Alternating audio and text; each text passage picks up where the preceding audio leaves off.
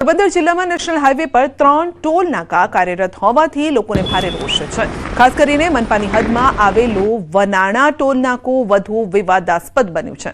શહેરથી માત્ર આશરે 10 કિલોમીટરના અંતરે આવેલા આ ટોલ નાકાને દૂર કરવા છેલ્લા 1 વર્ષથી રજૂઆત થઈ રહી હતી, પરંતુ national highway authority of India તરફથી કોઈ હકારાત્મક જવાબ ન મળ્યો। પોરબંદર મનપા દ્વારા ટોલ નાકું શહેર બહાર ખસેડવા પત્ર લખવામાં આવ્યો હોવા છતાં પણ કાર્યવાહી અટવાઈ છે।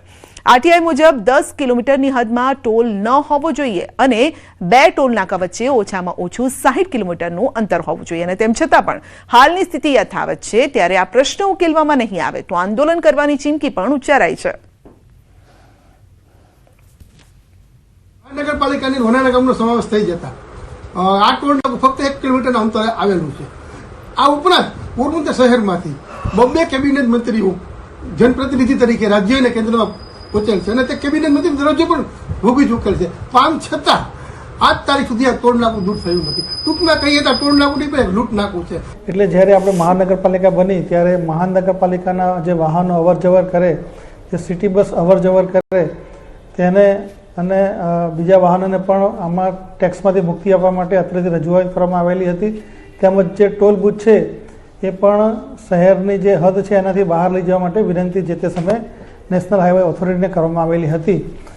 આ બાબતે ઓથોરિટી દ્વારા આપણને હકારાત્મક પ્રતિસાદ મળેલો નથી। ભવનાથ તળેટીમાં આયોજિત મહાશિવરાત્રીના મેળામાં ભજન ભોજન ભક્તિનો ત્રિવેણી સંગમ જોવા મળ્યો છે। મેળામાં રાજકોટનું શ્રી આઈ ખોડિયાર રાસ મંડળ ચેરિટેબલ ટ્રસ્ટ છેલ્લા 66 વર્ષથી અવિરતપણે અન્ય ક્ષેત્ર ચલાવીને સેવાનું ઉત્તમ ઉદાહરણ પૂરું પાડે છે, અને આ અન્ય ક્ષેત્રમાં 350 સ્વયંસેવકોના સહયોગથી આધુનિક મશીન દ્વારા કલાકની 5000 રોટલીઓ બનાવી લાખો શ્રદ્ધાળુઓને પીરસાય છે। 300 થી 400 માણસની અમારી ટીમ છે, એમાં 100-125 લેડીઝ હોય છે અને બધા સ્વ ખર્ચે આવે છે અને સ્વ ખર્ચે જાય છે।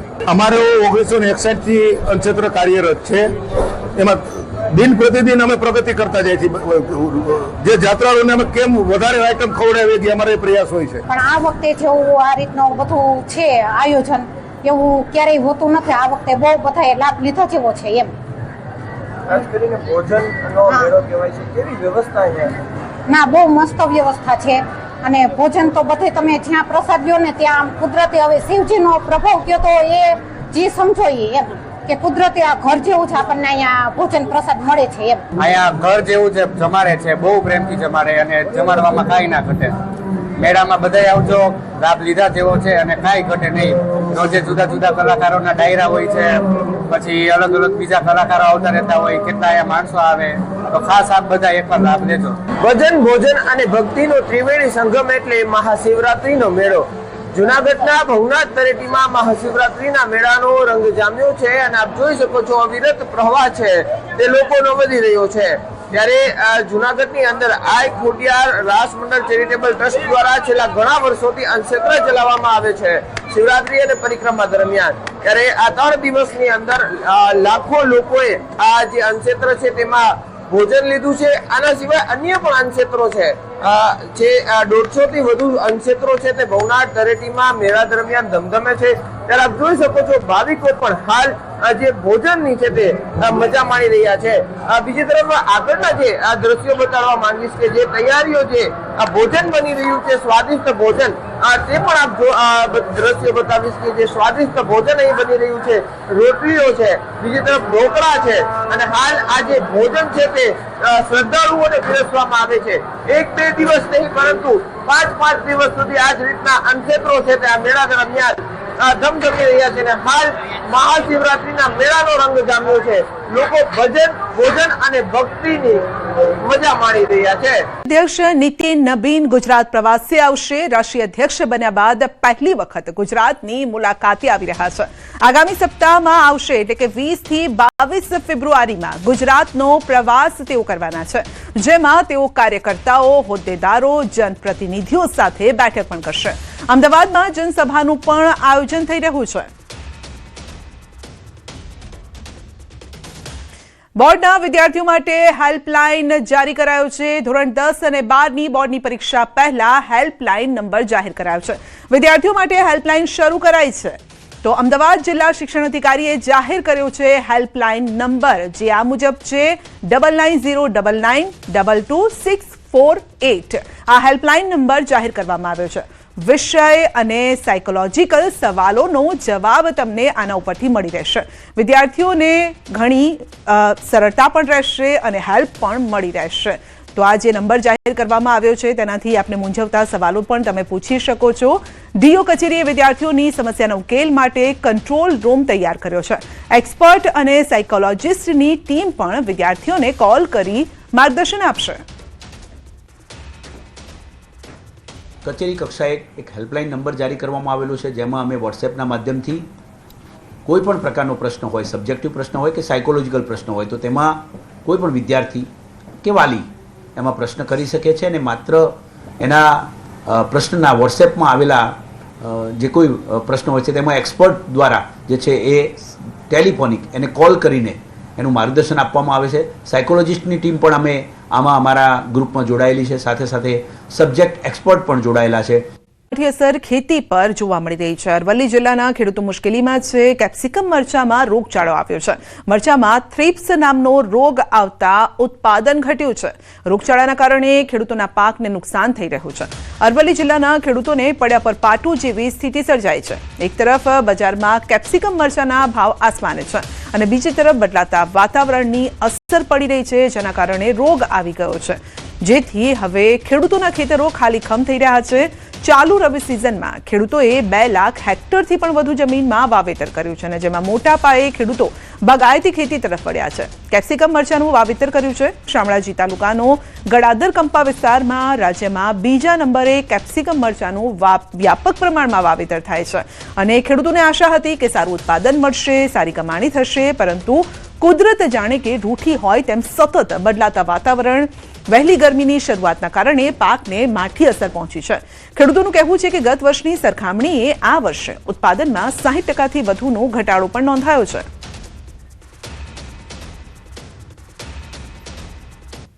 મેં કેપ્સિકમ વાવેતર કરેલું છે 4 વીઘામાં. હું લગભગ છેલ્લા 2015થી વાવેતર કરું છું મરચાનું. આ સાલ દર સાલ કરતાં ઉત્પાદન ઘણું ઓછું છે, લગભગ 60% ઓછું. રેટ ગઈ સાલ કરતાં સારા છે, પણ ઉત્પાદન એટલા માટે ઘટી ગયું છે કે થ્રિપ્સ બહુ આવી ગઈ છે મરચામાં, એટલે લેવાલી બહુ ઘટી ગઈ છે. એટલે થ્રિપ્સ આવવાના કારણ એટલા માટે છે મરચામાં આ સાલ ટેમ્પરેચર જલ્દી આવી ગયું, એટલે થ્રિપ્સનો એટેક બહુ છે, જેથી કરી અને મરચાનું ઉત્પાદન બહુ ઘટી ગયું છે. અરવલ્લી જિલ્લામાં જે પ્રકારે બાગાયત ખેતીનું વ્યાપક વાવેતર કરવામાં આવ્યું છે, તેની સામે તમને દ્રશ્યો બતાવીશ કે કેપ્સિકમ મરચાનું જે વાવેતર છે, જોઈ શકાય છે કે ઉત્પાદન ઓછું મળવાના કારણે ખેડૂતો પરેશાન જોવા મળી રહ્યા છે. ગત વર્ષે જ્યાં 1 કિલોના માત્ર 5 રૂપિયા મળતા હતા, તેની સામે 25 રૂપિયા આ વખતે મળી રહ્યા છે, પરંતુ એની સામે 1 વીઘા દીઠ 60% નુકસાન જોવા મળી રહ્યું છે. એટલે કે હાલ 1 કિલોના 25 રૂપિયા તો મળી રહ્યા છે, પરંતુ તેની સામે ઉત્પાદન નથી થયું. તેના કારણે સ્થિતિ એ થઈ છે કે ગત વર્ષે જે નફો નુકસાન હતું એ જ પ્રકારનું હાલ જોવા મળી રહ્યું છે. 5 ગણા ભાવ વધવા છતાં ઉત્પાદન નહીં થવાના કારણે ખેડૂતો પરેશાન છે. તમને દ્રશ્યો બતાવીશ કે જે પ્રકારે રોગચાળો જોવા મળી રહ્યો છે થ્રિપ્સનો, જ્યારે આ પ્રકારના મરચાની હાલત થઈ જતી હોય છે, આ રીતે વિકાસ થતો નથી, કાળા પડી જાય છે. એટલે આ સંજોગોમાં ખેડૂતો પરેશાન જોવા મળી રહ્યા છે કે કરે તો કરે શું, કારણ કે લાખો રૂપિયાનો જે પ્રકારે ખર્ચો કરી નાખવામાં આવે છે, દિવસ રાત મહેનત કરવામાં આવે છે, પરંતુ રોગચાળાએ આ વખતે ખેડૂતોને ફરીથી નુકસાનીમાં ધકેલી દેતા ખેડૂતો મુશ્કેલીમાં જોવા મળી રહ્યા છે. હાર્દિક પટેલ, ન્યૂઝ 18 ગુજરાતી, અરવલ્લી. દેવભૂમિ દ્વારકાના ખંભાળિયા પંથકની ખેડૂતોને રાતા પાણીએ આ ખેડૂતોને રડવાનો વારો આવ્યો છે.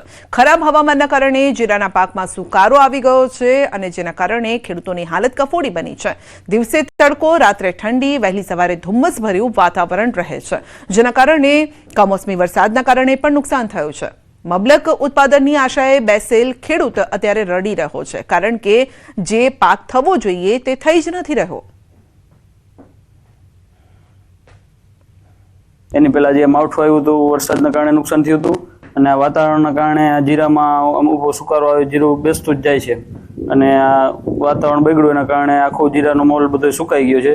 અમારે વીઘામાં ઓછામાં ઓછું 8 થી 10 મણનું ઉત્પાદન આવે છે જીરાનું, પણ આ વર્ષે આ જીરાના બગાડના કારણે, વાતાવરણ નબળાના કારણે 1 થી 2 મણનું ઉત્પાદન આવે એવું અંદાજ છે અમારે.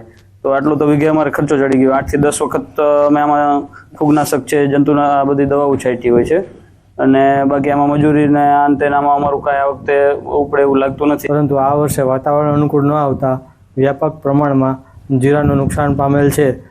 અત્રે અમારે 1 વીઘામાં ઓછામાં ઓછો 8 થી 10 હજારનો જીરાનો ખર્ચો થાય છે, તથા મજૂરી ખર્ચ અલગ. એ રીતે અત્યારે પણ જીરાનું ઉત્પાદન ખૂબ જ ઓછું થાય છે, 10 થી 15% થાય એમ છે. જીરાના પાકમાં અત્યારે સુકારા નામનો રોગ આવેલ છે. આ વર્ષે ખેતી ખર્ચમાં થયેલા વધારા સામે ઉત્પાદનમાં ધરખમ ઘટાડાની ભીતિ સેવાઈ રહી છે. ખેડૂતોનું કહેવું છે કે સામાન્ય રીતે વીઘા દીઠ 10 મણ થતું જીરાનું ઉત્પાદન આ વખતે ઘટીને માત્ર 2 થી 3 મણ રહે તેવી શક્યતા છે.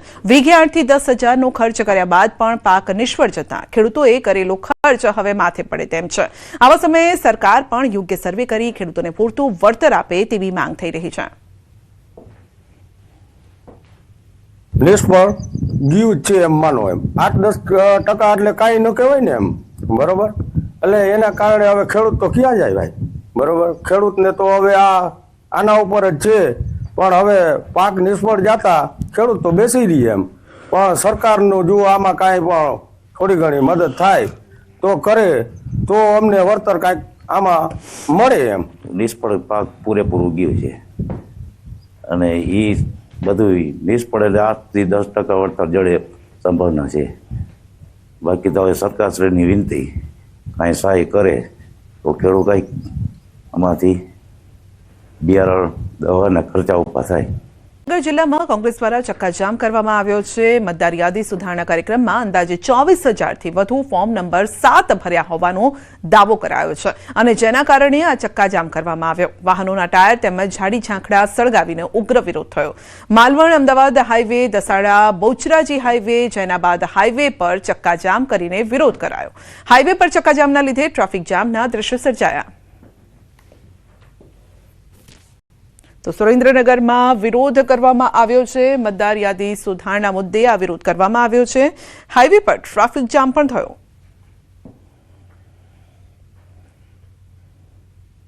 સુરેન્દ્રનગર જિલ્લાનો એક કોંગ્રેસ કાર્યકર્તા આજે રોડ ઉપર લડાઈ લડી રહ્યો છે. ત્યારે આજે સુરેન્દ્રનગર જિલ્લાના બધા જ કાર્યકર્તાઓએ સુરેન્દ્રનગર જિલ્લાના અનેક હાઈવેને ચક્કાજામ કરી દેવામાં આવ્યા છે. આજે અમદાવાદ, વિરમગામ, માલવણ, કચ્છ હાઈવેને અનેક જગ્યાએ બ્લોક કરી અને ટ્રાફિક ચક્કાજામ કરવામાં આવ્યું છે. કરીએ તો દિગ્જામ સર્કલ પાસે રહેતા લોકોનો વિરોધ. રેલવે તંત્રએ નોટિસ આપતા લોકોમાં રોષ છે. મોટી સંખ્યામાં લોકો આવેદનપત્ર આપવા માટે પહોંચ્યા. રેલવે તંત્ર દ્વારા દિગ્જામ સર્કલ નજીકના વિસ્તારમાં બાવરીવાસ, હનુમાન ટેકરી, સિદ્ધાર્થનગર લોકોને નોટિસ અપાઈ છે. સ્થાનિકો કોર્પોરેટર સાથે મ્યુનિસિપલ કમિશનરને આવેદનપત્ર આપવા માટે ઉમટ્યા હતા. કમિશનર આવેદનપત્ર લેવા માટે નીચે આવે તેવી માંગ કરાઈ, અને આ સાથે જ ઓહાપોહ મચાવવામાં આવ્યો. કમિશનર નીચે નહીં આવતા લોકો રોષે ભરાયા. ઓહાપોહ કરતા લોકોની અટકાયત કરવામાં આવી.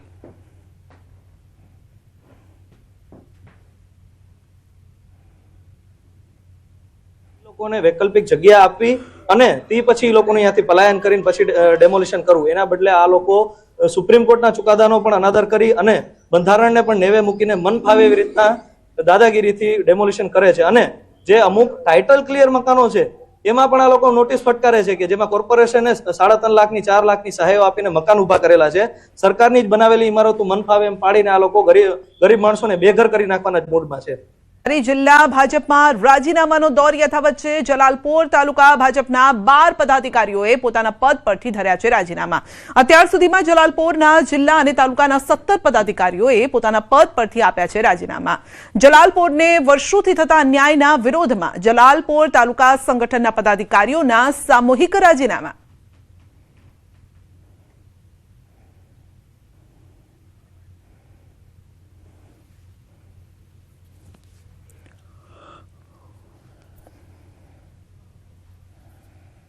જલાલપોર તાલુકો હંમેશા ભાજપની પડખે રહ્યો છે. 98થી સતત આ તાલુકામાં ભાજપનું ગઢ કહેવાય એમ મત વધતા જ ગયા છે. છતાં પણ જ્યારે કોઈ હોદ્દાની વાત આવે, સંગઠન હોય કે કોઈ બી હોદ્દો, ત્યારે જલાલપોરને કિનારે કરવામાં આવે છે. આરસી પટેલ ભાજપના ચૂંટાવા પહેલા જલાલપોર તાલુકાનો ગૃહમંત્રી હતો, જેની સાથે લડીને કાર્યકર્તાઓ આરસી પટેલને જીતાવીને ભાજપને મજબૂત કર્યું છે. છતાં પણ જ્યારે પણ મંત્રીપદની વાત આવે ત્યારે નવસારી તાલુકો કે પછી ચીખલી તાલુકો ને જ મંત્રી પદ મળે છે. જલાલપરની સતત અને સતત અવગણના થઈ રહી છે. અરવલ્લી જિલ્લામાં ગાંજાનું મોટા પાયે વાવેતર. મેઘરજ પંથકમાં ગાંજાનું વાવેતર ઝડપાયું છે. ગાંજાના વાવેતરના આકાશી દ્રશ્ય સામે આવ્યા છે. લાલપુર ગામે એસઓજી ટીમની મોટી કાર્યવાહી છે. સરકારી જમીનમાં તુવેર અને ઘઉંના પાક વચ્ચે ગાંજાના 83 લીલા છોડ ઝડપાયા છે. ગાંજાનું વાવેતર કરનાર રાજુભાઈ નાથબાવાની ધરપકડ કરવામાં આવી છે. નારોલમાં ક્રાઇમ બ્રાન્ચની મોટી કાર્યવાહી. 400 કિલોથી વધુ ગાંજાનો જથ્થો કબજે કરાયો છે. મહારાષ્ટ્રના 2 આરોપીની ધરપકડ કરાઈ છે. ડુંગળીના જથ્થાની આડમાં ઝડપાયો છે ગાંજો. બોક્સમાં છુપાવેલો કરોડોનો ગાંજો કબજે કરાયો છે. ક્રાઇમ બ્રાન્ચે ગાંજા અંગે વધુ તપાસ પણ હાથ ધરી છે. તો કરોડોનો ગાંજો ઝડપાયો છે. નારોલમાં ક્રાઇમ બ્રાન્ચે કરી છે મોટી કાર્યવાહી. તો નારોલમાં ક્રાઇમ બ્રાન્ચની મોટી કાર્યવાહી. ગાંજાનો જથ્થો ઝડપી પડાયો છે. 400 કિલોથી વધુનો ગાંજો ઝડપાયો છે. મહારાષ્ટ્રના 2 આરોપીની ધરપકડ પણ કરવામાં આવી છે. તો ડુંગળીના જથ્થાની આડમાં ગાંજો છુપાવીને લઈ જતા હતા, પરંતુ આખરે પોલીસની નજરે આવી ગયા અને જથ્થો ઝડપાઈ ગયો છે, જેની કિંમત કરોડોમાં આંકવામાં આવી છે. તો 400 કિલોથી વધુ ગાંજાનો જથ્થો ઝડપાયો છે. નારોલ ક્રાઇમ બ્રાન્ચે કરી છે મોટી કાર્યવાહી. તો 400 કિલોથી વધુ ગાંજાનો જથ્થો ઝડપાયો છે. હવે બાતમીના આધારે આ ગાંજો ઝડપાયો છે કે તપાસ દરમિયાન ઝડપાયો છે, એ અંગે વિગતો સામે આવી રહી છે. ડુંગળીના જથ્થાની આડમાં આ ગાંજો છુપાવીને લઈ જવામાં આવતો હતો. તો બોક્સની અંદર છુપાવ્યો હતો ગાંજો. 400 કિલોથી વધુ ગાંજાનો જથ્થો ઝડપાયો છે. મહારાષ્ટ્રના 2 આરોપીની ધરપકડ પણ કરવામાં આવી છે. હવે આ ગાંજો કોને વેચવાનો હતો, ક્યાં પહોંચાડવાનો હતો, કોને સપ્લાય કરવાનો હતો, તે અંગે તપાસ હાથ ધરવામાં આવી રહી છે. કારણ કે આટલી મોટી માત્રામાં જ્યારે આ માલ પકડાયો છે, તેનો મતલબ એ છે કે જે ડીલર તરફથી આપવામાં આવ્યો છે એ પણ મોટો હોઈ શકે છે. વધુ અપડેટ મેળવીશું સંવાદદાતા ઋત્વિજ પાસેથી. ઋત્વિજ, મોટી માત્રામાં ગાંજાનો જથ્થો ઝડપાયો છે. ક્યાંથી લવાતો હતો, ક્યાં જઈ રહ્યો હતો? જી સંધ્યા, વાત કરીએ તો હાલ પોલીસ દ્વારા તપાસ કરવામાં આવી રહી છે કે આ ગાંજાનો જથ્થો કોણે મોકલ્યો હતો અને ક્યાં મોકલવાનો હતો. પરંતુ જે પ્રકારે ક્રાઇમ બ્રાન્ચને બાતમી મળી હતી કે જે ગાંજાનો જથ્થો છે તે મોટા પ્રમાણમાં રોડ પરથી નીકળી ગયો છે, તેને આધારે ક્રાઇમ બ્રાન્ચ દ્વારા વોચ ગોઠવવામાં આવી હતી અને જ્યારે આ ટ્રક ત્યાંથી નીકળ્યું હતું ત્યારે તેને રોકીને તેમાં તપાસ કરતા મોટા પ્રમાણમાં ગાંજાનો જથ્થો મળી આવ્યો છે. સાથે સાથે જે 2 વ્યક્તિઓ હતા તેઓની પણ હાલમાં પૂછપરછ કરવામાં આવી રહી છે. જે પ્રાથમિક તપાસમાં સામે આવી છે, બંને વ્યક્તિઓ છે પોતે મહારાષ્ટ્રના રહેવાસી હોવાનું જાણવા મળી રહ્યું છે, પરંતુ તે જથ્થો ક્યાંથી લાવ્યા હતા અને કોને પહોંચાડવામાં આવ્યો હતો, કોની સૂચનાથી લાવવામાં આવ્યો હતો, આ તમામ બાબતો છે તે તપાસ